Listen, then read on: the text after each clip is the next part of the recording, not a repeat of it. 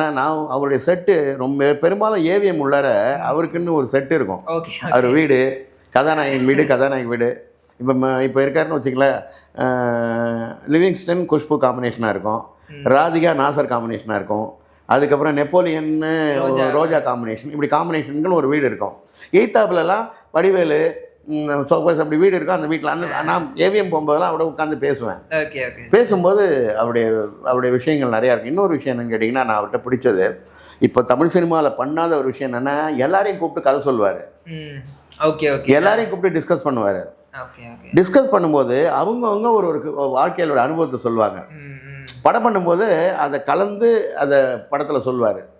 தன்னுடைய டைலாக் மட்டுமே பேசாமல் அவங்களுக்கு மற்றவங்க எல்லாரையும் உட்கார வச்சு, நீ என்ன ஃபீல் பண்ணுற, நீ என்ன ஃபீல் பண்ணுற, நீ பேசாத அப்படின்னு சொல்லி ஒரு முதல்ல ஒரு ரிகல்சன் ட்ராமா மாதிரி ரிகல்சன் பண்ணிவிட்டு அதுக்கப்புறம் உள்ளே போவார். அதுமாதிரி அந்த டைரக்டர் நான் பண்ணி பார்த்ததில்லை.